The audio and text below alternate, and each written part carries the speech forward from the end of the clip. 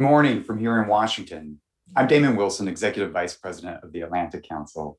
On behalf of the Council and our Skillcroft Center for Strategy and Security, welcome to our International Women's Day event on the future of security and defense. We're particularly honored to be joined by former Undersecretary of Defense for Policy, Michèle Flournoy, who we will hear from shortly. The core message of this year's International Women's Day is choose to challenge. That is, we're not only here to celebrate women's achievement, but also to raise awareness against bias and take action for equality. Because a world aware of its implicit and explicit bias is a world where challenge is more likely to bring change. The concept is crucial to helping us better navigate the greatest security challenges. The lack of gender diversity and perspective in the national security community is an unfortunate symptom of the bias that comes with the security and defense career field. And it is a bias and symptom that needs challenging. So many of our guests today, from top former DoD officials to our newest young global professionals, are doing just that. First and foremost, our national security community needs to reflect the population it seeks to protect. Beyond that, gender diversity and perspective are important to the success of national security policy. Gender diversity brings with it the ability for our decision makers to build greater consensus, to make better decisions, to find more chances to think and act innovatively. In a global environment where the challenges are more complex and the threats are more dynamic, these traits are essential in our workforce and for our national security. So this is an issue the Council takes to heart. Our Skillcroft Center works to develop sustainable, nonpartisan strategies to address the most important security challenges facing the United States and its allies and partners. The center honors the legacy and service of General Brent Skillcroft and embodies his ethos of nonpartisan commitment to the cause of security, support for U.S. leadership and cooperation with allies and partners, and dedication to the mentorship of the next generation of leaders. An imperative on our strategy work is the inclusion of next generation diverse and gendered voices. And that's why I'm delighted to kick off this discussion on the unique impact of gender on our security challenges. I'm equally inspired by our team of next generation authors who have built a campaign of written work on these issues in the run-up to today's event. You'll hear more from the director of our Skillcroft Center, SVP Barry Pavel, on that in just a moment. And in addition, we're pleased to release today a report by our senior fellow, Lisa Aronson, on how the NATO alliance can better implement the Women, Peace, and Security agenda, which recognizes the disproportionate impact of conflict on women and girls, as well as the crucial role women play in every peace and security process. It's an excellent assessment of how NATO can make further progress on the issues that we're going to talk about today. Thank you, Lisa, for that contribution. So before I turn it over to Barry to introduce the concept for the event and lead the conversation with our distinguished guest, Michèle Flournoy, I want to encourage everyone in our audience to join the conversation across social media platforms, following us on Twitter at Atlantic Council and AC Skillcroft, and using the hashtag IWD2021 and choose to challenge. Please be sure to get a question in by asking within the Zoom platform. So with that, over to you, Barry. Thank you so much, Damon, and good morning. Thank you all for joining us today for International Women's Day. I'm Barry Pavel, Senior Vice President at the Atlantic Council and the Director of the Council's Skillcroft Center for Strategy and Security. It's a real pleasure to have you all here for this event and to be joined by the Honorable Michèle Flournoy and our great panel of experts. As Damon mentioned, our center is dedicated to the mentorship of the next generation of leaders, and we realize that sustainable change in our defense and security strategies and policies requires multi-generational, diverse perspectives to succeed, and that's exactly what we're here to discuss today. To dive into what this should look like, the Skillcroft Center developed a series of original work on gender and security, ranging from cyber and NATO policy to peacekeeping and climate change and more. We'll touch upon these ideas in the second half of our event and hear from some of our authors in just a few minutes. Though we've made great strides in some areas, the glass ceiling still exists. Breaking it is not only a moral imperative, but it's a strategic one as well. As we've seen with the COVID-19 pandemic, many looming security challenges are not just complex, but they're also disproportionately affecting women and minorities. That's one of the reasons why it's critical that women are included in the decision-making conversations. Developing strategy and policy through a diversity of viewpoints makes them more effective, and it steels us to be more resilient to ever-evolving challenges and ever more creative adversaries. This responsiveness is really the inherent strength of democracies and our democratic institutions, but we must do more. And that is why we've arranged this event, to celebrate the progress that women trailblazers have already made, to explore how we can most effectively go further, and to help adapt the future of defense and security with the understanding that a gender perspective can be a core strategic strength. With the intellectual firepower we've gathered here, I expect we'll have no shortage of ideas. So please do share your questions in the Q&A box at the bottom of your screen if you're on Zoom. We would love to hear from you. If you're following along on Twitter, feel free to tag @Atlantic Council and @AC Skillcroft with the hashtags Damon mentioned. It's worth repeating them, #IWD2021, and choose to challenge. To further frame the discussion, I'd like to turn now to the Honorable Michèle Flournoy to provide her perspective on why diversity and the inclusion of women is important in international security. By way of introduction, for those who don't know her, Michèle is the co-founder and managing partner of WestExec Advisors, a strategic advisory firm that offers geopolitical and policy expertise to help business leaders make the best decisions in a complex and volatile international landscape. Most notably, the Honorable Flournoy previously served as the Undersecretary of Defense for Policy. She's also a personal mentor of mine, a role model, and a friend. Michèle, it's a real honor to have you here with us today. Over to you. Barry, thanks so much for the warm introduction, and kudos to the Atlantic Council for hosting this event. I think it's really important that we take time to pause and reflect on the road that women have traveled in the field, and to both acknowledge the progress that's been made, but also acknowledge how much more work needs to be done to get things to where they need to be. So, I was reflecting on the question of progress, and I remember, back in 1993, when I first stepped foot in the Pentagon, that year we decided to organize a women's lunch for the senior women appointees. And all 8 of us sat down on the table, at the table in the Pentagon dining room, and caused quite a stir because, oh my gosh, the women are having lunch together. What are they planning and plotting? Today, you could fill that dining room with former women Pentagon, appointees. And we have a new milestone with Dr. Kathleen Hicks being appointed to the Deputy Secretary position as the highest ranking woman ever confirmed in the Pentagon. So, there has been progress. But when you look at the ranks of the national security cohort in general, when you look at the persistence of the sort of plague of sexual harassment, when you look at the leadership climate, when you look at impact on policy, there's still so much more work to be done. So what I wanted to do in my brief remarks today is really to make a more compelling case for why it matters. It's not just the right thing to do, it actually will strengthen our national security. So the first thing is to recognize that in a democracy, it's really important that the government cohort, the leaders in government, including in the national security sector, actually look like America. We want to be represented by those who reflect the full diversity and talents of our society. The second is, when you add 50% of the population back into the equation, and you're recruiting not just from the male 50%, but now both men and women, the full population that is available. When you broaden the talent pool, you increase the quality of who is willing to serve and who is able to contribute. In addition, the diversity of perspective and lived experience is critical. And I would say this is certainly true not only on a gender basis, but on ethnicity and race, on generational and other dimensions.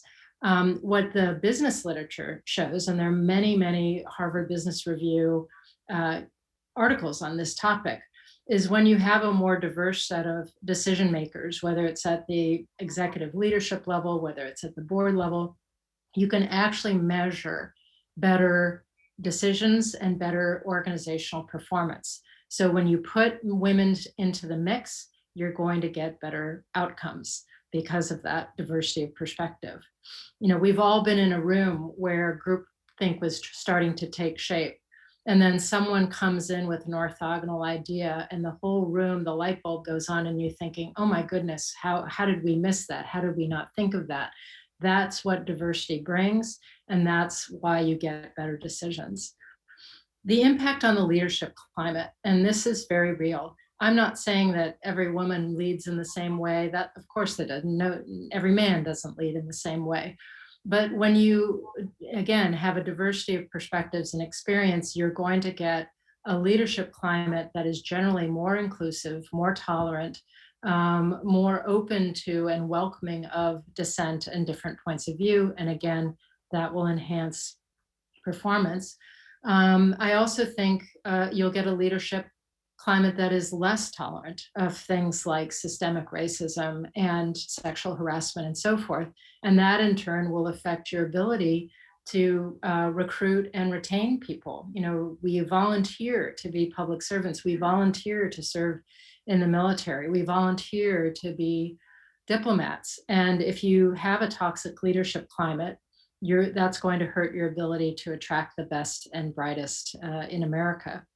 And lastly, there's a documented impact on operations, you know, whether it's the use of cultural engagement teams, the small teams of women who were deployed in Afghanistan to engage the female half of a very conservative society, and the tremendous gains in intelligence and perspective and insight that became available to commanders through that engagement, or whether it's all of the academic literature that's studied again and again, shown, you know, when women are included in peace negotiations, you get more sustainable and enduring agreements out of the process. And I'm sure there are many more operational examples. So I guess what I wanted to make the case for is this is, again, not only a moral question and a question of what's the right thing to do, it's also a question of how do we strengthen our national security? How do we ensure that we are able to make the best possible decisions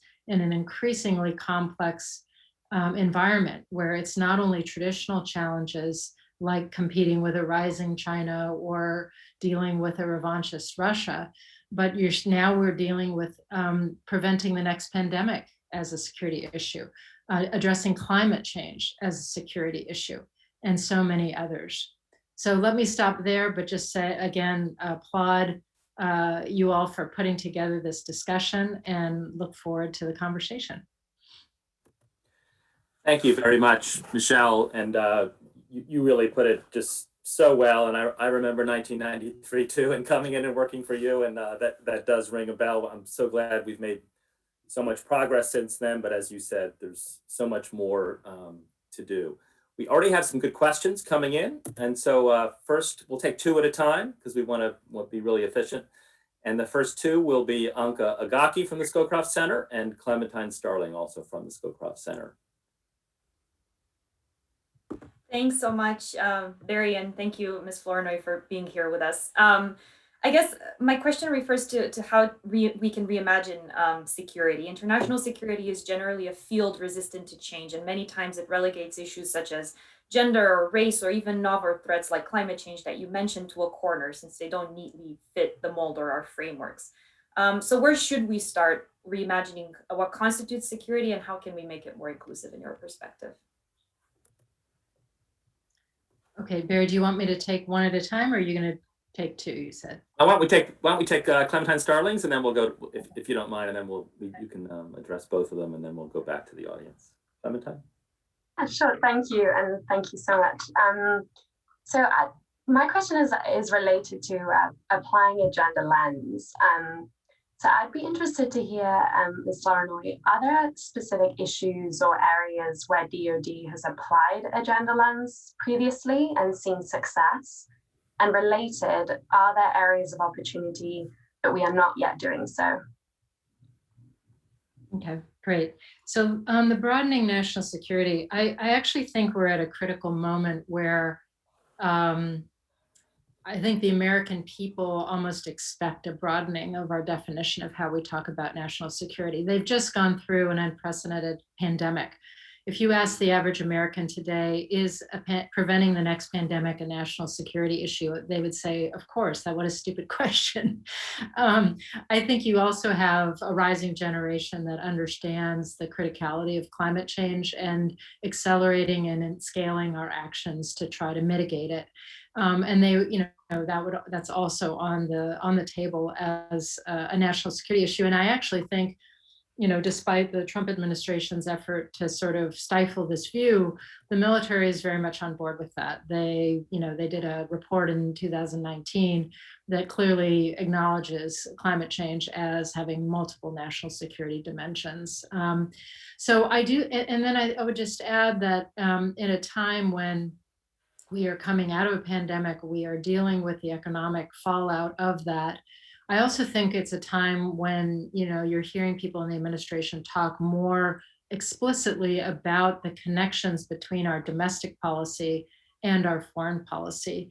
And one specific example that's already out there is, when you ask, most Biden officials, what are the important things we have to do to deal more effectively with China, the first or second thing they'll say is we have to invest in the drivers of our own competitiveness here at home. Access to higher education, science, technology, research and development, 21st century infrastructure, smart immigration policy that attracts the best and brightest, and so forth. And then they'll also talk about, engaging allies for a common approach and so forth. But I think the direct links between our domestic policy and what a foreign policy that serves the American people, that helps the middle class, helps the American workforce, I think that conversation is very explicit right now, and that's a very good thing to help us reframe and rethink. On the question of applying the gender lens, I think it's been quite I would say limited so far in terms of really focusing primarily on stability operations, peace negotiations, that kind of, the kind of agenda that's been pushed by the UN and has been adopted by member states. But I don't think it has had as much impact on how the Department of Defense actually organizes and trains and equips the force. I think we have not taken a gender lens to the human capital issues in the department. Again, the most glaring issue is a decade of efforts on sexual harassment that's really failed to have the impact that's required. Even though there has been progress for women appointees, and we'll see more of that in the coming year as people come in. In the military, there is progress there, but it is way too slow and way not what it should be. So, I think that's probably where I would start, because I think that has so many second and third order effects if you get the human capital and the talent management piece right, that will have ripple effects on your policy, on your operations, and on your impact. Great, thank you, Michèle. Really good conversation. I want to go to an audience question. We'll take another two at a time, if that's okay. We have a good question from Rebecca Taylor. She writes, as the initial cohort of women leaders aged 60 and beyond, what is the best way to keep them engaged? I'm specifically thinking of the transition on boards that is wonderfully underway. How to broaden, regularize that process of continuous leadership engagement? That's question one. And we'll take question two from Chris Galuba, who's the director of the Transatlantic Security Initiative in the Skillcroft Center. Chris. Hi, Michèle, and let me just restate what Barry did earlier, is that you're an inspiration to every woman in national security I know, but you're also an inspiration to every man in the field as well. And so working for you in the Pentagon was a real privilege, and I just want to thank you for your leadership and for joining us today. My question is on male allies and how important they are for women in security. I sometimes feel the significance of men helping women is overstated, since it takes attention away from the success of women while giving men extra credit for being good colleagues, which we should just expect they should be regardless. So I'm curious how you think about this, how you assess the importance of male colleagues in your own career, and what advice you would give to young men entering the field about supporting female counterparts. Thanks, Michèle. That's great. So in terms of engaging senior women, it's a great question because, you know, a lot of these folks, you know, the Madeleine Albrights of the world, you know, they are trailblazers. And, you know, the good news is that Madeleine Albright, Secretary Albright, is still going strong. She's still teaching at Georgetown. She's writing books. She's speaking. She's sitting on boards. She's chairing nonprofits. And that's the kind of engagement I would love to see the sort of the torchbearers, if you will, have. And so I do think encouraging women to serve on both corporate and nonprofit boards, and really developing more of a network that tries to sponsor that inclusion is really key. I think, you know, every big board that has an opening does a formal, you know, search process, but more often than not, the people who get brought in it's through word of mouth, it's through relationships, it's who knows who. And so that networking is really critical. I also think it would be wonderful to see a proliferation of more formal mentoring programs. You know, and I think this is something that organizations can do at a fairly low level of effort. I'll just give you a recent example from WestExec. After, you know, in this moment post George Floyd and in the Black Lives Matter moment, we realized, you know, what do we have as a firm? We have a ton of senior mentors, but we don't have any mentees, or we have very few. So we partnered with Diversity and National Security Network. They have mentees, we have mentors, and we launched a mentoring program and leadership development program just on a completely volunteer basis. And you know, the pilot was a huge success, and now we've developed a handbook to share with other organizations about how easy it is to set something like this up. So whether it's focused on whatever kind of diversity you want to focus on, I think any organization, any group that has natural mentors should be looking for those opportunities to make them available. And Chris, to your point, it's great to see you on male allies. You know, I have to say, well, let me just frame this more broadly. I think a lot of the challenge of progress, particularly coming up the ranks for women, has been, and this is true of people of color as well, that in a lot of organizations, the sponsoring, so going beyond mentoring to actually be an advocate or a sponsor for someone to help them get that next opportunity, to help them compete and win that next promotion or what have you. A lot of the natural bias in sponsoring is what I call the mini-me mindset. I'm going to look for someone, like if I'm a white male in my 60s, I'm going to look for someone in their 20s or 30s who reminds me of my former self, and I'm going to invest in them and bring them along. Well, the problem is that that's kind of a perpetuating negative cycle. If there are very few women and very few people of color in the senior leadership ranks, there's just not enough sponsors if you're taking a mini-me approach. So I really have appreciated men and who've held themselves accountable to use their mentoring and sponsoring to diversify the field. And I was a huge beneficiary of one such person, the late Dr. Ted Warner, who really was an amazing self-appointed mentor and then sponsor, and not only to me, but a whole generation of women, you know, Kath Hicks, Christine Wormuth, Janine Davidson, all of these women, and Barry as a token male.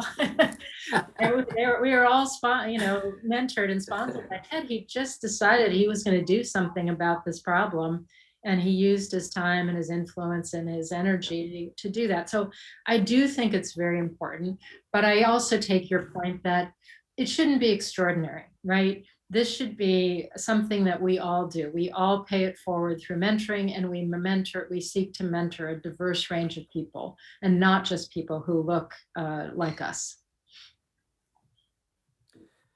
Thank you, Michelle.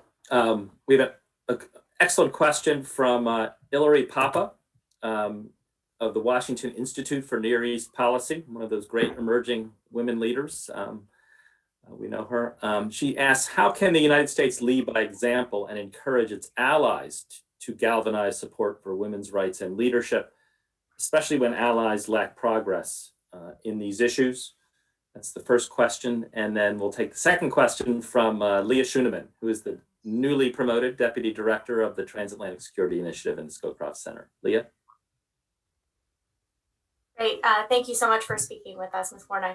You've pointed out that we've made a lot of progress with including more women into leadership positions, especially throughout the Department of Defense, including with the historic confirmation of Deputy Secretary Hicks. And you have also explained the many benefits you see in having more diverse viewpoints and leadership in an organization across the board.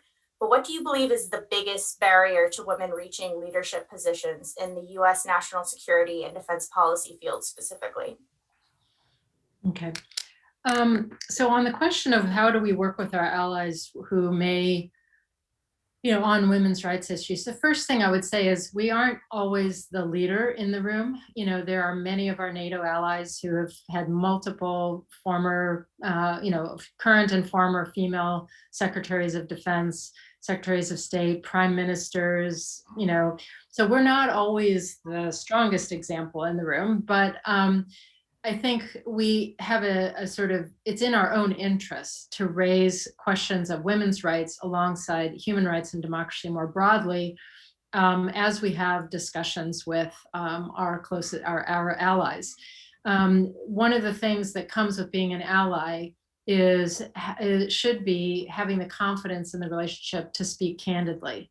And where we see it is an area of failing or weakness or something that is going to be detrimental to a country or to our alliance, we should be speaking up.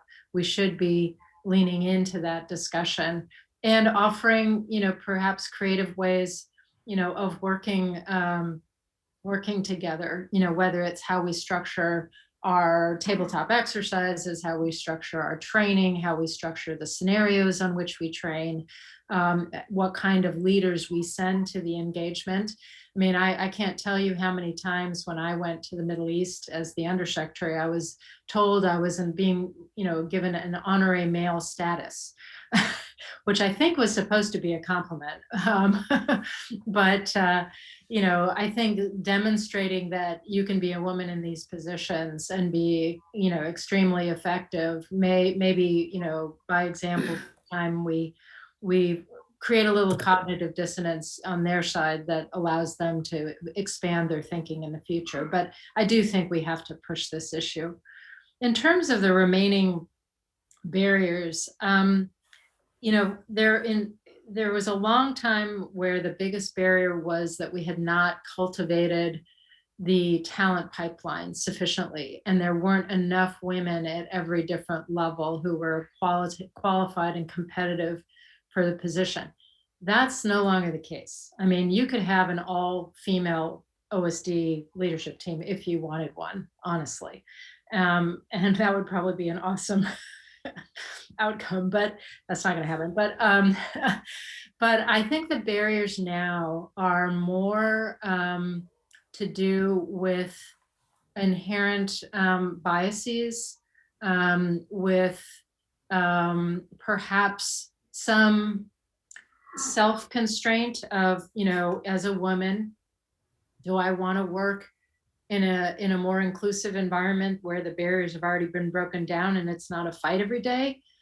Or do I want to be in an environment where still too often I'm the only woman in the room? I have to tolerate not comments like, what's a nice girl like you doing in a job like this? I have to deal, or worse, deal with a more toxic environment than that. And for a lot of women, it's like, hey, I'm not willing to pay that price. I want to focus my time and energy on the mission and not to have to fight to have a seat at the table.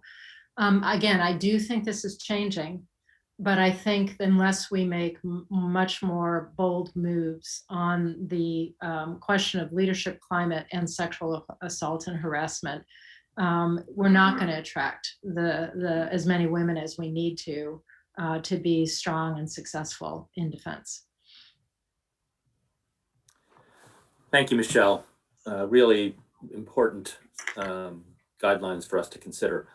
We have a next question from Caroline Molterer. She is the Chief of Staff of the Skillcroft Center. Caroline. Thank you, Barry, and thank you so much, Ms. Flournoy. My question is, how do you expect having more women in leadership positions in the Department of Defense would affect the course of U.S. defense policy? Thank you, Caroline. And then we have another excellent question from Patrice Smith. She asks, how can young women, especially women of color, break into national security given the current barriers? Are there any resources that we can look to? Okay. Let me start with the second one first. You know, I do think that we need to do more to help not only women, but women of color break into this field, especially hard defense. And there are growing resources. I mentioned Diversity and National Security Network, which if you haven't plugged into them, I would encourage you to. But we also need to scale. We need to, I would say, assess the entire pipeline, soup to nuts, on a gender basis, on an ethnic or racial basis, and other dimensions.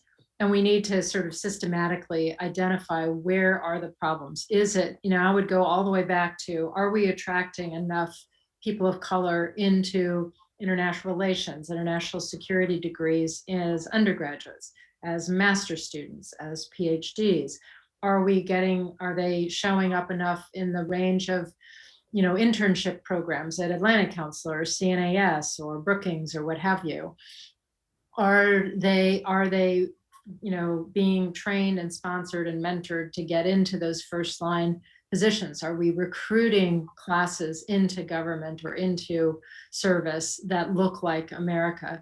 And then, you know, what happens 5 years in, 10 years in? Where are the barriers where perhaps we start losing people disproportionately? And here I'll just mention, I had an opportunity to serve with the wonderful Vern Jordan, who just passed, sadly, and Madeleine Albright and Admiral Mullen on a diversity advisory panel at the CIA when John Brennan was there.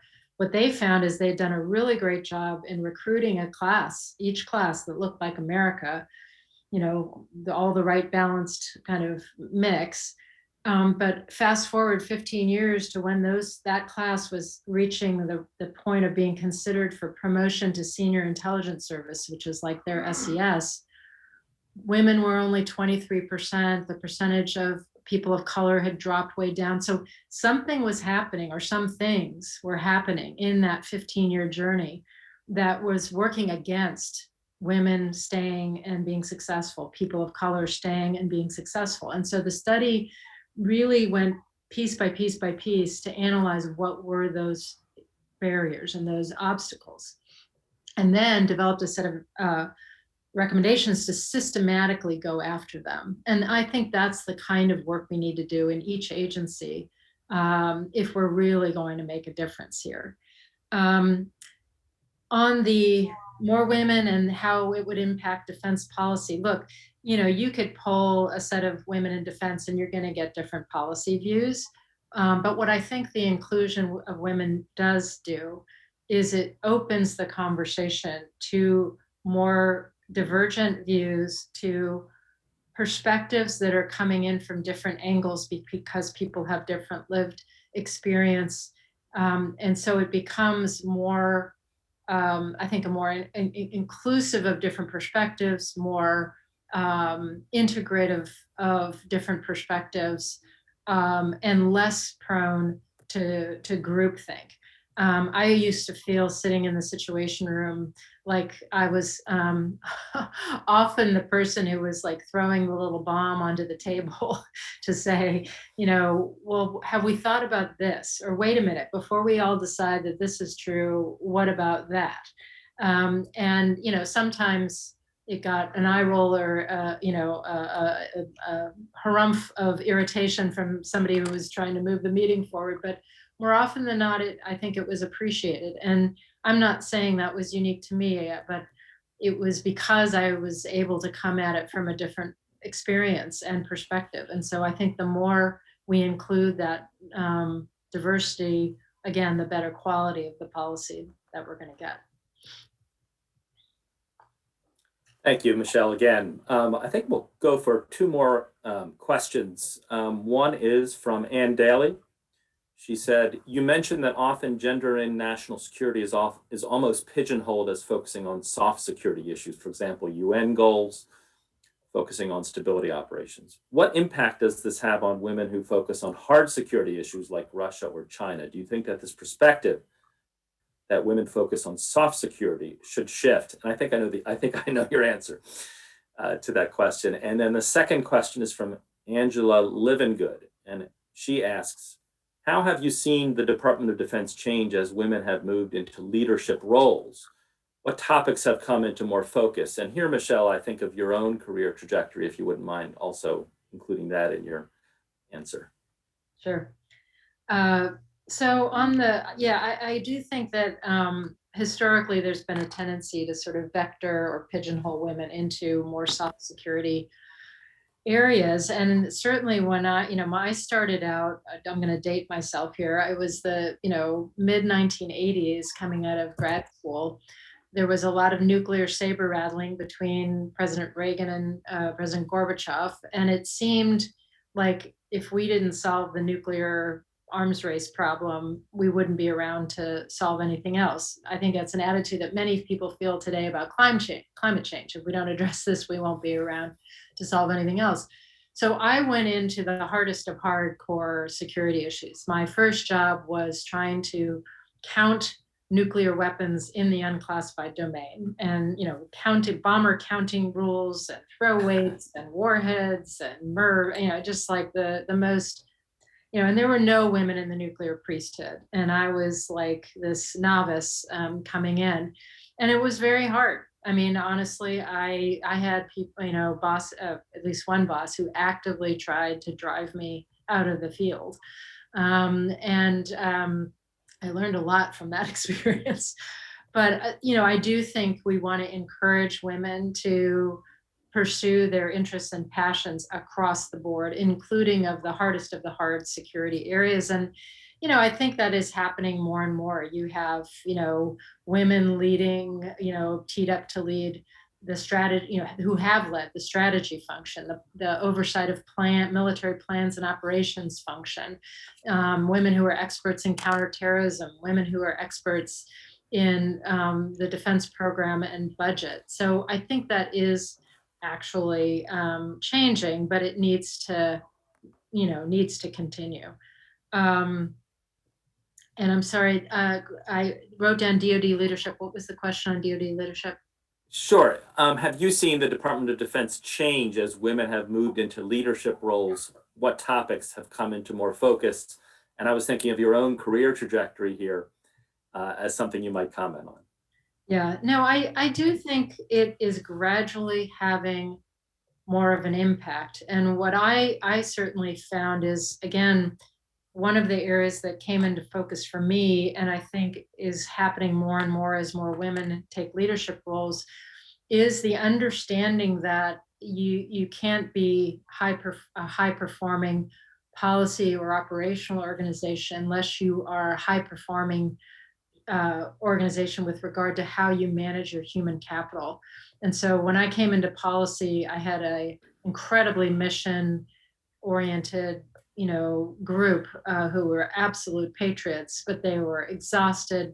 No one had invested in their professional development or training. No one had figured out how to give them a break or any kind of predictable time off. So we did a human capital strategy on the theory that when you invest in your people, you're going to lift the performance of the whole organization. And that definitely worked. I remember Secretary Gates reading a memo from the Middle East shop about 6 months in, and he put it down and he said, did you fire everyone in that organization and hire a new group? Because this work is incredible. It's totally different level. And I was like, no, we just started taking care of people. And the same people had dramatically improved their performance. So I do think that is an area where I've seen women leaders take more of an interest and more of a natural inclination to go in that direction. And I think that is really fundamental to understand that as a policymaker, you're not just there to make smart policy or to come up with the best new idea. You're actually there to get the best possible performance out of the organization for the secretary, for the president. And that means really becoming a leader and manager of people. And I think there are many, many women I've seen who just have natural inclination in that direction. And, if developed a little bit as leaders, just do, make a huge contribution. Thank you, Michelle, so much. Thank you for your time here. We know it's very valuable. Thanks for participating, and just thank you so much for your service as a role model to women and men, as a mentor to me and so many of the others that you mentioned on this at this event. Thank you so much. Well, great to be with you. And again, kudos for recognizing the importance of this day and the work that still needs to be done. Thank you very much, Michelle. And now we'll turn to the next item on the agenda. And for that, I want to introduce my great colleague, Kirsten Fontenrose. She is the director of the Skillcroft Middle East Initiative. Kirsten, over to you. First, let's talk a little bit about the video that we're going to see and that the panelists will discuss. This video was prepared recently in special preparation for this event. We're going to sit back here. It's a short original video that the Skillcroft Center for Strategy and Security produced for us. And 6 Skillcroft Center initiatives wrote blogs examining gender and security in several different areas that are feeding into this video. The video is going to summarize a little bit of it for you so we can enjoy it, cover it quickly. And then we'll follow up with the links in the chat to each of these blogs so that you can enjoy those separately. The areas we're going to touch on are cybersecurity, assumptions testing, transatlantic security, economic empowerment, strategic foresight, and defense. We asked our blog writers to analyze why applying a gendered lens across fields of security policy is necessary and how it can help make the US more competitive and resilient. They didn't disappoint. In this short video, you'll get a sneak preview into the forthcoming blog series I mentioned.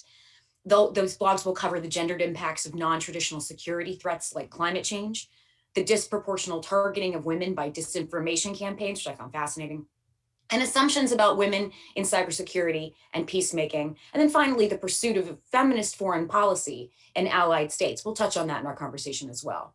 I'd like to highlight that several of these blogs were co-written by our Young Global Professionals, the Atlantic Council's premier program committed to shaping the global future by mentoring the next generation of intellectual entrepreneurs.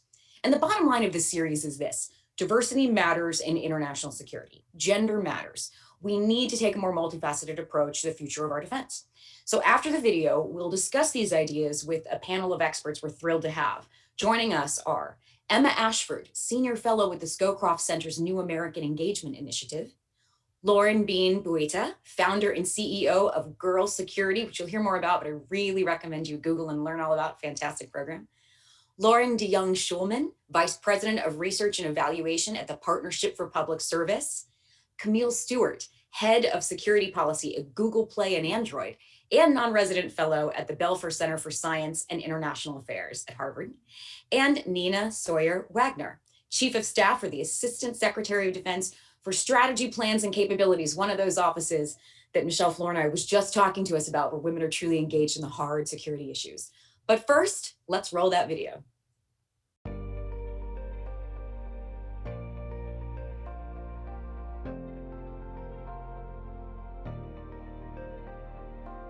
March 8th is International Women's Day. On this day around the world, we celebrate the social, economic, cultural, and political achievements of all women. We also raise awareness about the many obstacles that women still face today, and we call for action to accelerate gender parity. Specifically, gender plays a significant role in every facet of international security and defense today. So, what are some of the issues and what can we do about them? As the COVID-19 pandemic has made abundantly clear, non-traditional security threats exacerbate systemic inequalities and power imbalances. Increased caregiving responsibilities during the pandemic cost women more than 5 million jobs in the United States alone. These impacts were felt all over the globe, even though we know that more participation from women in the workforce drives sustainable economic growth. What is good for women is good for societies, but this simple fact is so often overlooked. In cyberspace, women are the disproportionate targets of gender disinformation campaigns, which use gender stereotypes to undermine women online and subvert the credibility of female leadership. This instills doubt in our democracies, amplifies social divisions, and poses a key vulnerability for our adversaries to exploit. Since cyberspace is the newest and only man-made domain of conflict, strategists continue to debate which key characteristics and paradigms to use in shaping decision-making. We must listen to a diverse array of voices that reflects the communities we seek to empower and protect with these strategies. But women don't exist to be protected. Women can be both honest peace brokers and perpetrators of violence. In fact, women sometimes choose violence to escape systems of patriarchal oppression, which points to the need for systemic changes in how we conduct foreign policy. One way to do this is to work with our partners and allies in NATO to pursue a feminist foreign policy. Feminist foreign policy realizes the values our international order is based on: democracy, human rights, and the rule of law, and minimizes the security vulnerabilities experienced by women, gender non-binary people, and other minorities. Their perspectives, which are often sidelined in traditional security policy discussions, can sustainably redefine the future of defense in all domains and fortify transatlantic solidarity. As we rethink what security means moving forward, striving towards gender parity is a must. It is past time for us to not only understand how women experience insecurity, but also empower them to be active change agents for a more equitable, just, and secure future for all of us. Here at the Skillcroft Center for Strategy and Security, we keep our eyes on the future. We work to develop sustainable, nonpartisan strategies to address the most important security challenges facing the United States and its allies and partners. So, when it comes to the future of defense and security, we are committed to lifting up the voices of women who are redefining the frontiers of these fields. On this International Women's Day, I choose to challenge. I choose to challenge. I choose to challenge. I choose to challenge. I choose to challenge. I choose to challenge. I choose to challenge.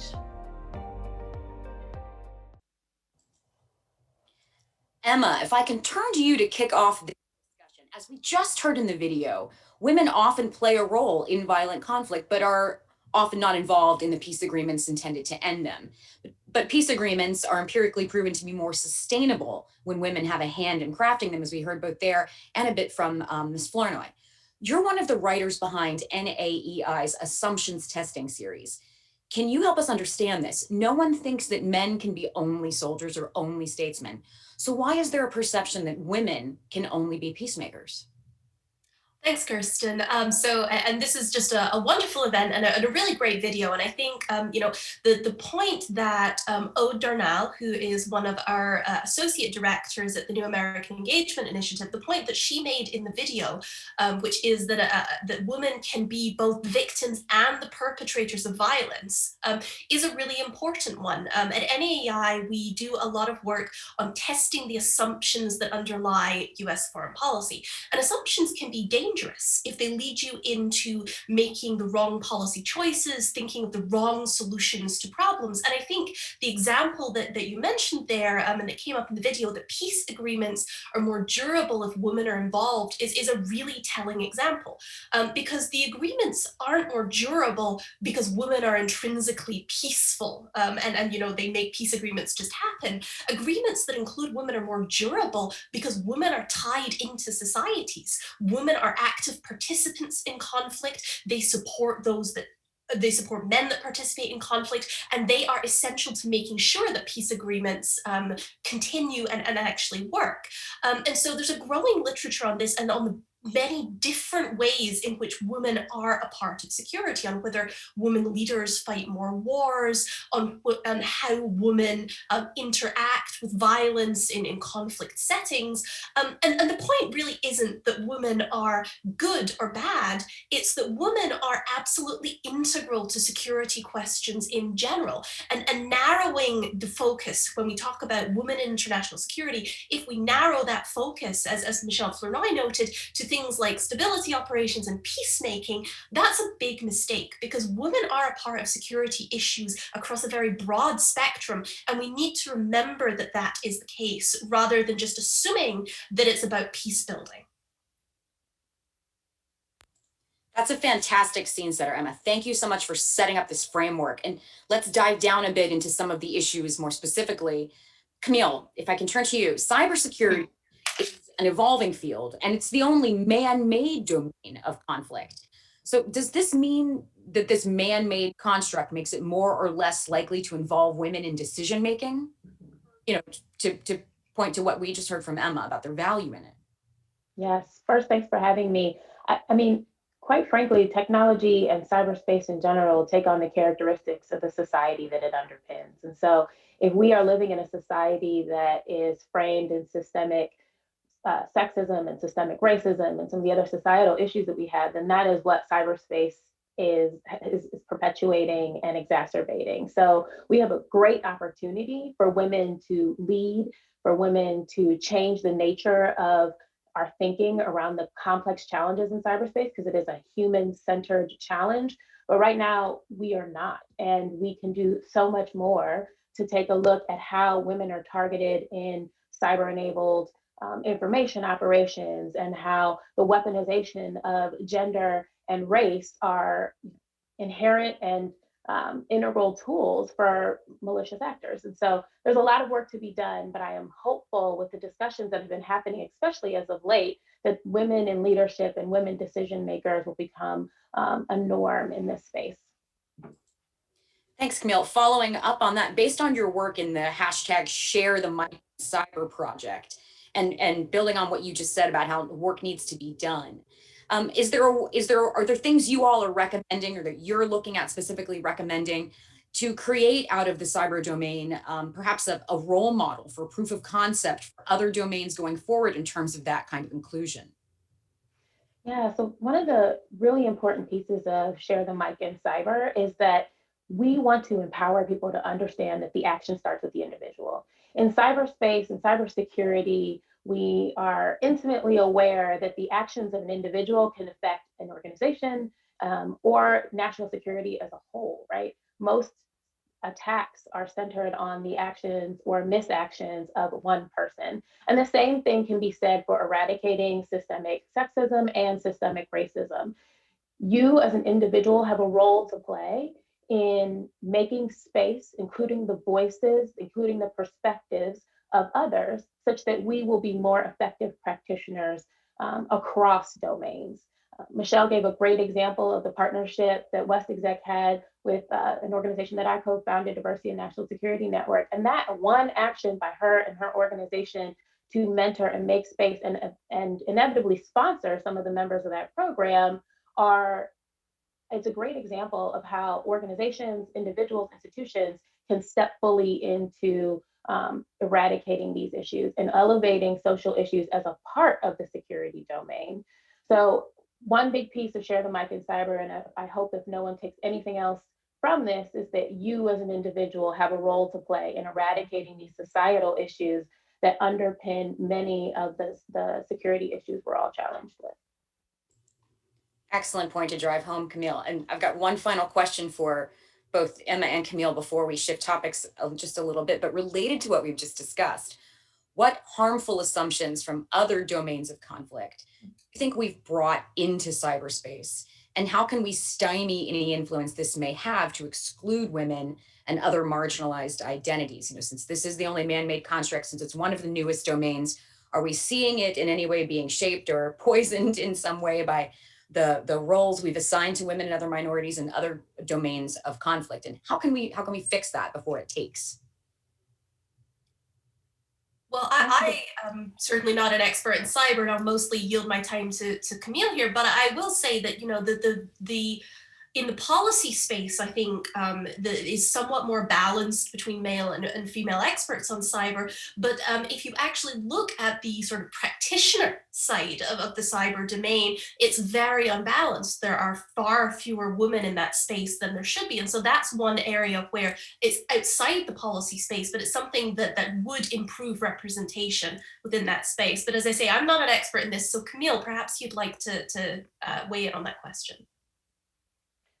Yes, as I mentioned, this is a human-centered problem. And so to ignore women in the ideation, innovation, the implementation of technology, the implementation of systems is a huge gap in the efficacy in cyberspace. And so as we think about how we continue to evolve and how we allow voices to impact, reflect, improve the work that we're doing, we have to leverage those different voices, the intersectional voices at that, right? We cannot ignore how different parts of our identity allow us to innovate and ideate. And in cyberspace in particular, it's not only that we need to reflect the lived experiences of the people we seek to protect, but also the people that are, taking the malicious action.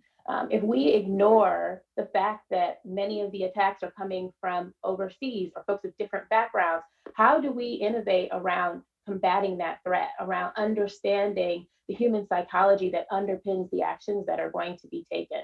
So there's a huge opportunity here for us to do better and to think more broadly and to allow other voices to help us get ahead of these challenges. Wonderful. Thank you both. Lauren B., turning to you, slight shift here. As an upcoming piece to be published by the Atlantic Council will elucidate, gender disinformation is a real issue and something we're going to see increasingly more often in the US, to the points that Camille and Emma just made, as more and more women run for office. You've had a unique career focused on building interest in national security careers for the next generation of women. How do we combat the stereotypes that feed disinformation campaigns targeting women being considered for national security roles or running for office? And how can we attract more women to seek these roles? Thank you. And thank you to the Skillcroft Center. And I just wanted to take a moment to thank Gabriella Doyle, as well as all of the young women who wrote blogs, which I read with great interest over the weekend. One of the blogs noted that sort of our modern national security ideals came into formation post-World War II. And I would just urge her to maybe even think a bit further back to World War I and maybe even 10,000 years, and encourage all of you to keep writing. I think one of the things that we talk a lot about at Girl Security is the idea that there are generations of women's suffrage poets and war fighters whose writings have remained underrepresented in anthologies. And so keep writing, which is one of the ways that we can fight disinformation. The internet offers all of these wonderful opportunities for women to populate a new narrative about national security online, yet at the same time, women are 3 times more likely to be cyberbullied, targeted by disinformation, as well as misinformation. And so from my perspective, growing up in this field, kind of post 9/11, after 9/11, everyone was looking for something to do, a way to give back to their country. My brother enlisted and deployed to Iraq, and I worked at a small think tank. Disinformation really provides an opportunity to engage girls sooner because they truly are on the front lines of disinformation efforts. And I think what disinformation represents is really, it's a reflection, it's a really ugly mirror, because the reasons why race and gender narratives have been able to be weaponized is because we've normalized systemic racism and misogyny in our country. And so with respect to, maybe this is more on Camille, is there's platform recommendations, right, with respect to content moderation, greater transparency, more efficient reporting mechanisms for girls and women. But I think from Girl Security's perspective, it's a dual kind of opportunity where we can both engage girls sooner in thinking about national security, but then also attract the next generation of women in national security. And so what I always try to introduce into the disinformation discussion, because I think it's overlooked, is there is this issue that disinformation is gendered and it targets women and girls and it targets populations of color. But what's underlying all of that is a change in girls and women's cognition. And so a lot of the social science is looking at the confluence of these trends, where you have girls and women more likely to be targeted, girls and women relying more on digital information. So that has not just impacts to their personal security and our national security, it also has impacts to their kind of broader participation in the workforce, to their civic voice and democracy. And so from our perspective, yes, there are platform changes that need to be made. There are policy recommendations that can better prepare Congress and members to speak to their constituents. But I also think there is really a priority in educating girls and women sooner at the K through 12 level, which is where we start our work, to get them empowered and thinking about ways to identify and report disinformation. Because if we've learned anything from the history of national security, it's girls and women have always done this very well. And oftentimes society fails to secure women, even though I agree with the point that we don't need to be protected. But I think there are mechanisms in place that can ensure that girls and women's voices are heard on this critical national security issue. You actually answered my follow-up question in that, so thank you so much. But we're including a link to girls' security in the chat. You mentioned that there are platform recommendations for policymakers, legislators. Are those by any chance, I'm just putting on the spot here for a second, if those are on your website, can you point us toward that so folks can maybe take a look? Or if not, they can take a look at the programs you're mentioning for K through 12. Any place we should be directing folks to continue the policy discussion piece of this? Yeah, girlsecurity.org/disinfo provides a lot of the content that we have on disinformation, but we're also going to be hosting a symposium later this year, which we'll flag for folks on our website, which is really going to take a deep dive into these challenges at the intersection of tech, society, and national security for girls and women. Fantastic. Everyone sign up for that. Thank you so much, Lauren. Let's change focus a bit here again. And Nina, you work in the lead office overseeing strategy and capabilities at the Department of Defense. And as such, you spend your days neck deep in security policy and thinking about the future of defense. We'd like to hear your thoughts on the gendered impact of some of the complex threats we're facing in parallel with disinformation, like pandemics and climate change. Thanks so much for having me. It's an honor to join the panel, and in particular to follow Ms. Flournoy's opening remarks. She was my first Undersecretary for Policy, and I can testify that her legacy here is strong, especially because of her investment in policy's human capital. We all remember her really fondly. To your question, I absolutely agree that there's an exacerbation of gender equality when there are security threats. What strikes me where I sit from, speaking from, is that people around the world live in countries that face varying degrees of that kind of physical threat. And so if we're in a country that does have security, absolutely, we should aspire for equity and justice. And it probably is useful, though, to be precise about what instrument of government is most effective against the expanding sense of security threats. So for us in the Department of Defense and the Pentagon, I think we try to stay, focused per our strategies on the core need to deter and defend against aggression. And there are other instruments of government, as highlighted in our new interim national security strategic guidance, which the White House released last week, which may be better placed to lead some of the government's efforts in pandemic or climate response. But certainly DoD will support some of those non-traditional threats. Great to hear. And Nina, I've got a follow-up question for you, and Lauren B. or Emma, you're welcome to chime in as well. We heard in the video that women lost 5 million jobs during the pandemic alone. And there are also marked spikes we've seen in domestic violence during lockdowns to stop the spread. In other nations, the climate change displaces citizens, and women will have to travel further for things like water, putting their personal security at risk. This is not new, but it's been exacerbated. And women will likely continue to experience systemic inequality as they migrate, some forced by climate change issues. So I've got two questions for you here, Nina, to start off. One, how can we enlist policy to proactively protect women from the disproportionate impact of security threats like pandemics and climate change? And then two, how can we, and that's not just limited to the states, but of course, I'd love for you to speak from your seat in policy. And then two, how can we put more feminism in our foreign policy? What are the planning steps we should be taking to put us in a position to be global leaders in this regard? As Michèle Flournoy mentioned, we talk about it being important to us, but a lot of our NATO allies and some others are kind of outperforming us here. What are steps we need to take within policy or within our planning realms to start setting us up to be part of that global leadership in a bigger way than we are now? And Nina, if you can kick us off, and then again, Lauren B. or Emma, if you'd like to jump in, we'd welcome it. So your question is well timed, because I am supporting leaders at the beginning of a new administration who are doing the scanning of the future security environment, the assessment of risks facing Americans, and then weighing how to prioritize the government's effort against those different threats. And from following what I said earlier, I think it's really important to be precise about the prioritization of different things that you're facing, and then which parts of the government are best placed to lead and work together in responding to the range of threats.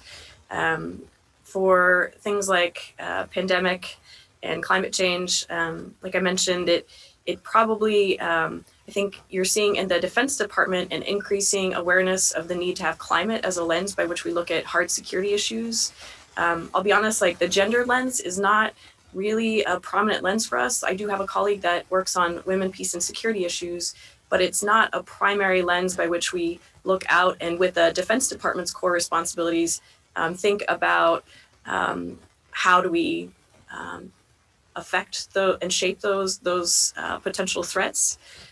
So for that, I would probably think about the White House's work ahead in the next year in fleshing out a national security strategy to really take on a gender lens through an interagency look, and then understanding which parts of the government, for example, the State Department might be best placed to lead then a response in the government to applying that lens.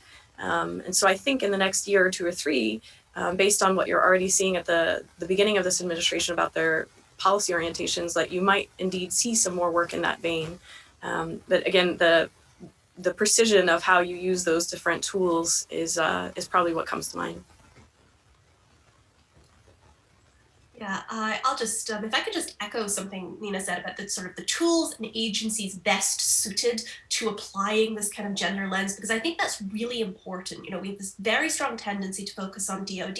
The military has become just the core component of our foreign policy in recent years, but there are other agencies, Department of State, USAID, that may be better suited to deal with some of the problems that you mentioned in your question, Kirsten, everything from sort of refugee policy to women's rights. And we need to think about more of a sort of whole of government toolkit for addressing these issues rather than just trying to pigeonhole it into the security space. But on your question about sort of feminism in foreign policy and feminist foreign policy, I did just want to push back a little, because I think something really important that Michèle Flournoy said when she was talking, she pointed out that women have opinions across the spectrum on foreign policy, and that women, when you include them in discussions, when you include more diverse populations in discussions, you're broadening that discussion in general. Feminist foreign policy, on the other hand, you know, at least in the international relations theory sense, is a fairly narrow approach to the world structured around specific prescriptions. And I actually disagree with some of its prescriptions, even though I wholeheartedly support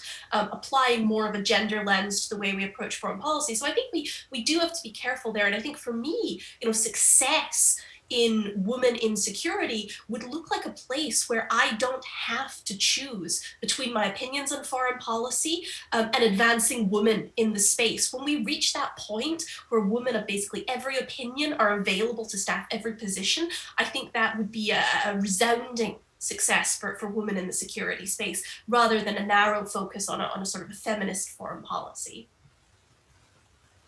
I can just add in, you know, the interim national security strategy talks about systemic racism. I would like to see misogyny mentioned in a discussion around some of the challenges that we confront. It's a weapon of terrorist organizations, you know, maybe with a few exceptions like the IRA. We should normalize a discussion around misogyny. I think certainly with respect to the Department of Defense, recruitment and retention should not be siloed from sexual harassment and assault. We have over 500 mentees in our program, which we've onboarded last year and this year. One of the top reasons why girls don't want to pursue a career in service because they're afraid of some type of physical assault. So I think it's important to take a more holistic view as to what those issues are rather than siloing them. And I think the same goes to the cybersecurity and related fields, national security law, policy as well. Cybersecurity, since we're talking about disinformation, if you have a platform or corporation that's condoning or not proactively mitigating harassment and gender, you know, targeted misogynistic behaviors towards women, why would you want to pursue a career in that field to a point that Michèle Flournoy was saying? Why would you want to have to be the person that is kind of pulling up the back end while fighting the headwind? And so my kind of ideal situation would be, whether it's feminist foreign policy or other, is seeing national security through an equity lens, which is really kind of doing an assessment of the resources and opportunities of which certain populations are deprived and driving programs that are directed towards serving those populations. And I think lastly is we need to start looking at careers and kind of diversity, equity, inclusion initiatives sooner, especially with the pandemic. Just as an example, of our mentees, especially at the first and second year undergrad, there's a lot of missed opportunities, internships, networking opportunities. There's a whole generation, if not multiple generations, of girls and women who want to serve their nation, who want to pursue careers in this field. And because of the pandemic, and I think some cross-cutting issues, may choose alternative careers. And certainly from Girl Security's perspective, it's not our job to track them, but I think there's no paucity of opportunity to create engagement for younger generations.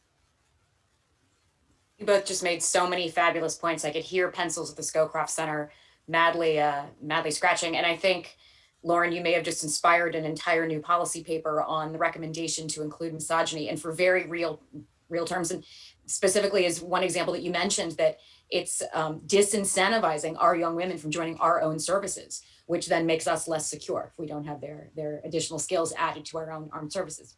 And I think just to add in, there should never be another paper written about incels without talking about misogyny. And this is what a lot of women in counterterrorism will talk about. So I think we just need to, and it also undercuts the intersectional arguments. If we don't talk about misogyny with racism, then we're missing out a key piece of the narrative for lots of people in this field. Excellent point. And I love that you brought up the use of misogyny by terrorist organizations as well. I think we've examined that quite a bit in a lot of our policy discussions here in the States, but it's kind of fallen off because terrorism has fallen off the lens a bit in terms of being in the center of the radar. It's time to talk about that again, because that certainly has not decreased. And any emerging groups we're looking at will definitely use that as a tool of war, because they always do. I think that's a wonderful point. Thank you both. Before we turn to Lauren Schumann for a quick question, I want to remind folks to put your questions in the question and answer space if you'd like, because we'll be turning to your questions momentarily.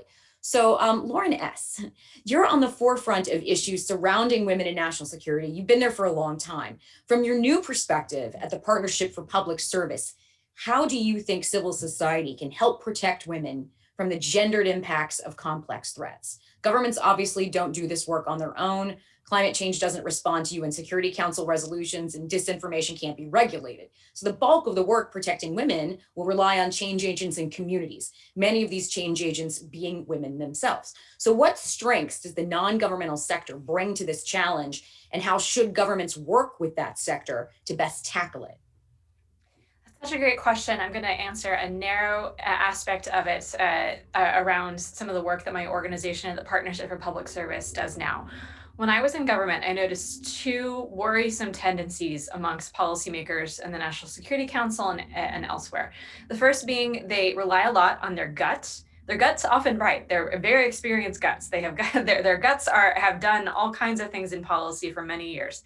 They also tend to genericize the impact of policies, thinking about them either only in terms of how policies will impact people like them, so people sitting around a conference room table, how might our foreign policy, our domestic policy impact other elites of some kind? Or they only think of them through a very narrow lens of whether it be economic elites or only as men around the table, or only through a certain lens of different kinds of populations. There's a few things that civil society can do to change those blinders that are on foreign policy. One is just bringing attention to the issues of underrepresented populations, populations that don't have as strong a voice, populations on the margins of some kind. And by advocating, by presenting stories, by getting in the heads of policymakers in some way. But a real impact that you can have is by encouraging policymakers to really understand data and performance insights and evidence as they are making policy. And this is where civil society and NGOs can be a tremendous tool and resource for government. One of the first executive orders issued by the Biden administration is around equity and government service provision. And this just isn't a narrow example of the challenge that I'm talking about. Much of government data is only collected around very generic population description. So it only does by gender, if it does gender at all. It doesn't talk about any other demographics beyond that. So you don't necessarily know, in terms of the programs you're implementing, the policies you're generating, what is the impact on different segments of the population. So you may have tremendous feedback from everyone saying this program is great. But if you go down to how women in Texas are impacted, or immigrants in California are impacted, or those who are English language learners are impacted, you will find a very different perspective. Government needs to be better at collecting this sort of information, but in the absence of doing so, civil society can bring attention to how government policies have disparate impact on different segments who either are underrepresented or don't necessarily have a voice at that situation room table. In the absence of them being able to do so, getting the ears and attention, civil society is an amazing megaphone for accountability, and being able to talk about how government is failing to live up to its commitments, is not telling the full story of its policies, is not representing the impact of its foreign policy by only talking about, number of strikes perpetuated against terrorists and not number of strikes that had an impact, an enormously detrimental impact on the children who lived in the area, or the families, or the local businesses, or otherwise. Civil society can bring attention to different stories that are never going to find their way to the situation room table in the absence of people having the stories, evidence, and data to do so. This is something that my organization tries to do in terms of the performance effectiveness of the US government, but so many other civil society organizations do elsewhere. But part of that, a final conclusion to that, is that policymakers at all levels need to be more receptive to the kinds of evidence they are not receiving at that situation room table, whether it be data and evidence, whether it be stories from elsewhere, or whether it be an understanding that the sort of data they are receiving is biased. And civil society can play a tremendous role in all of those. Fantastic. Thank you, Lauren. Camille, I want to ask you a follow-up question about enabling what Lauren just said. And this actually came in from one of our audience members. And she asks, as we re-implement human society online, we have the power to reinforce desirable behaviors in the online platforms we use. The challenge is finding sustainable business models that are mutually reinforcing so desirable platforms can grow. Are you familiar with platforms that are doing this well? Are you familiar with platforms where the civil society organizations Lauren spoke about, for instance, can go for, to partner with in terms of being a force multiplier in this case? So we're seeing a lot of product inclusion work across some of these platforms and companies that could be a good model for this work in the security space. I don't know that anybody is doing it comprehensively or extremely well, but content moderation programs that weave in product inclusion and equity review processes is a model that many of these companies are starting to think about and should implement to try to advance these ends. These are things we need to demand of these companies, quite frankly, right? Business drivers are what lead the moment. And so as we continue to cry out for more equitable platforms that are considering issues of misogyny, race, gender, et cetera, they will start to look at them more. And so in this moment, we've seen them start to work through and reckon with the fact that their platforms are exacerbating biases in ways that they've never intended. And that implementation of technology, in addition to the things that they were already looking at, like data, are mechanisms for oppression and unintended consequences, and reduce the efficacy of the programs that they're implementing. So I have not seen any programs that are exceeding at this, but I think that there's a lot of work that can start to happen if we start to look at those frameworks that are being successful in product inclusion. Thank you, Camille. We've got a question for Nina or Lauren S. here. How can we convince US leaders in the interagency that mainstreaming the women, peace, and security agenda, and even aspects of the human security agenda, strengthens democracies against autocracies? So how do we convince them that these agendas are not simply about women or about soft issues, but really about the bigger issue of strengthening world democracies and the US being the leader for that? So I'll go back to a point that Michelle made in the beginning of her remarks, and that so often her role was not necessarily bringing up, this is how women are impacted by this policy, or this is the feminist lens on this. But as she said, kind of throwing the grenade in the middle of the table to say, by the way, are you noticing that this policy is going to have this impact over here? Or let me ask this awkward question that should be evident to everyone, but is somehow not in this conversational space. to me, the human security and women, peace and security agenda is so often that element. It's the one that everybody is very obviously aware of, but has decided to set aside for the moment. And being able to mainstream those as opposed to like waiting for the inevitable op-ed or the inevitable tweet campaign or social media campaign or the inevitable failure of our policies in some way. Let's incorporate these considerations earlier into our policy making discussions. Let's not have them as also rans or the special advisor that we meet with once every 6 months. Have them be an integral part of the policy process so that we are at minimum conscious of the risk that we are incorporating into our policy, and hopefully doing much better than that to address some of the risks that are inherent within our foreign policy to date. But I would love to hear Nina's perspective too.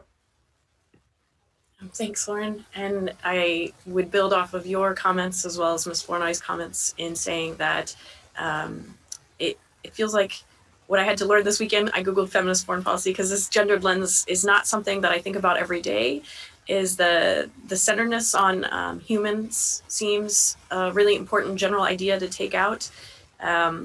Certainly women being present, as Lauren and Ms. Flournoy said, it does make a difference, and it's hard to quantify exactly what that difference is, but I do perceive that there is a different perspective brought to the table at different layers of policymaking conversation, and that probably we could use more help in the policymaking population at large about what does applying a gender lens mean in putting it more into the bloodstream and having if I were to extrapolate from the quick Googling that I did about feminist foreign policy, it does seem to be the awareness of the humans. Like I like Camille's framing earlier about cyber challenges being a human-centered problem. I think all security challenges are a human-centered problem. And if you're thinking with deep empathy about the potential competitor or the potential adversary, at the other end, there is a human or a group of humans working for a state.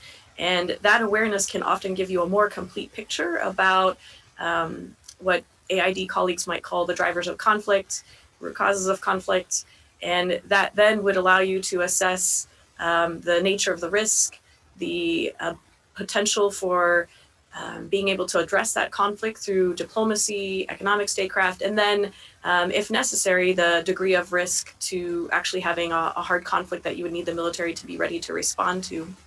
So that work is currently not deeply informed by a gender lens, except when you have women at the table implicitly bringing that. And so I think there needs to be more work in this to make it easier for the average policymaker to digest what it means to apply a gender lens. Lauren S., can I get you to follow up here really quickly, just again, in terms of throwing out some recommendations for folks? In your work, have you come across places where you've seen resources that to the topics that you and Nina have talked about just now on how to better include female perspectives in crafting security policy? Are there places we can go to read about who is tracking what the gendered specific issues are about security, or who is tracking what the pitfalls are that we encounter if we don't include this perspective in our security policy making? And frankly, for all of the panelists, are there things you think we should be reading or looking at to help us round out our knowledge on this? Because to Nina's perspective, for many of us that have spent time focused on the security issues and not on the women's angle there, this is new and we need to be part of the solution, right? Instead of only admiring the problem. So any recommendations for resources? Absolutely. I'll mention a few off the top of my head, and there's many others as well. At New America, they've issued a series of reports on women in the nuclear field, women in the domestic policy field, and other areas. Heather Hulbert and some of her colleagues have done a tremendous job in pulling these together. Great perspective. At the Center for New American Security, my prior employer, there's a Make Room initiative, Make Room in a Situation Room initiative that offers a number of resources in terms of, similar to this, looking at emerging leaders and their take on how to do exactly that, the issue you're talking about. The Diversity and National Security, oh my gosh. Women in International Security, WIIS. Each of them are great resources, both in terms of the research they do, the people they elevate, and the partners that they work with. And I will pause there and see if others have recommendations too, because there really is a lot of folks who have done this from a lot of different lenses, and the technology lens is a really useful place to start with as well. So if I can just add here, one of the things that I really loved about Ode's blog post that she wrote for this event, and I highly recommend that you go read it, is that she actually went back and looked at some of the academic literature, what scholars are actually studying right now about the relationship between women and conflict. So she highlights a couple of really good pieces, a couple of books by Jessica Trisco-Darden and Alex Henshaw on women in conflict in places like Ukraine and Syria, these very recent conflicts, and I highly recommend sort of any of those books to people that are interested. She talks a little about work in, I think it was security studies by Alex Stark and Madison Schramm, which is about how female leaders interact with conflict, and do they feel the pressure to act more like men and actually start more conflicts. So again, I highly encourage people to go read the blog post because Ode really gets into what we actually know in terms of what scholars have studied about women in conflict. And that I think can really help situate you in understanding sort of how we should create policy responses to these problems. Yeah, and Fantastic. Yes, please, Lauren. I was just going to add Dr. Valerie Hudson. You know, if you Google around her and around her, you will find lots of scholarship on this, and I think she has a particularly unique and useful language or perspective on these issues. Also, to Georgetown, the Women, Peace and Security, they do the kind of tracker, and I find that their work is very data heavy, very instructive, and kind of marries a lot of what I think the current administration's discourse is around, you know, thinking about foreign policy through more of a domestic lens, looking at things like violence against women. And so that's a great resource as well that we've relied on. Fantastic, thank you. Please, this is wonderful. This list is growing, please. Women of Color Advancing Peace, Security, and Conflict Transformation, started by Ambassador Bonnie Jenkins, elevates the voices of women of color in this space, but also has a redefining national security initiative that is really seeking to inject these voices into the discourse. So I highly recommend following the work there. Wonderful. I'm going to throw out the Leadership Council on Women in National Security, whose first project was supplying the new administrations, well, both campaigns prior and then the new administrations, with a book of biographies of women who had already said they would be willing to work for the campaigns in national security roles that was tabulated by expertise, you know, a functional area of expertise, so that no campaign and no administration had an excuse not to at least interview or look at the same number of women as they did men for any of these roles. In the last few minutes here, I'm going to do a lightning round and ask each of you in about 30 questions to address one or two things. First, if you have any tips, anything you would recommend for young women coming up in this field now, I'd love you to offer that, or anything you wish you'd known when you were just starting out that you've learned about your role as a woman in this space. Love you to talk about that. Or finally, if you have any thoughts about how women can work to advance one another and create more healthy environments for themselves in the national security workspace. It's a little sensitive to talk about. We hate to air our dirty laundry, but we've all heard the stereotypes about how working for women can be difficult, or women stab each other in the back, which I think we're all a testament to the fact is not the case more often than not. But how can women be more nurturing of one another in making sure that we are advancing one another and assisting one another? So please talk about any of those particular comments, and I'm going to ask you to go in the order we started with. So Emma, if you can kick us off with that lightning round. Sure. Yeah. So I, you know, one piece of advice, something that I've done for years that I find very useful, and I think it's particularly useful for women, but it could be useful for anyone, men or women trying to break into the security space, is go and find the resumes or biographies of people about 10 years ahead of you. You know, and look at what they did in the intervening time between sort of your age and their age, and then look 10 years further out from that, and what did people do in that space? Because I think there's so much of a tendency when you look at the national security space, you're looking right at the people at the top. You know, you're looking at Michèle Flournoy, you're looking at Kathleen Hicks, and you're saying, oh my God, I have no idea how anyone would ever get there. But looking at sort of those intervening steps, what did people do every decade, you know, can help you get a much better picture of the things that you can do early in your career to try and advance along those paths. And I have found that to be a very useful way to figure out the sort of the organizations that it's nice to engage with, the programs that are out there that you can take advantage of, all of those things that can help you build a record, that help you move into the space and help you find those mentors that can help you advance down this road. Fantastic advice. Thank you. And Camille, can we hear your thoughts? Sure. So I would say do not be deterred. Your unique perspective is your greatest asset. Also, to Emma's point about mentorship, weave together the perfect quilt of mentors that can speak to all of the facets of your career trajectory and of your personhood. You won't find somebody likely who looks like you, has the same background as you, doing all the things you want to do, but you can find a quilt of 20 people who each can bring a different lens that can help you formulate a plan for how to get where you're going. And then last, reject the push towards a scarcity mentality. There's enough room for all of us. There are a lot of existential crises and challenges and security threats. And so there is work for all of us to do. So do not let the scarcity mentality push you towards alienating a colleague or not uplifting the next woman or person of color. This advice is wonderful. Embroidered and hung in my office. Lauren B., can we hear from you? Sure. I mean, if depending upon your age, you can go to girlsecurity.org and be mentored, but I also encourage people to sign up to mentor. I mean, a lot of the younger women in our program who are early career are oftentimes surprised to see themselves as mentors, but to Emma and Camille's point, is cultivating a community of mentorship and kind of giving of yourself in the space, I think actually has kind of this dual effect of both being empowering, but also then giving back to young women who are coming up behind you who need some help as well. So there you go, a tangible call for action. So young women on this event, let's see you sign up with Girl Security. Great. And Nina, your thoughts?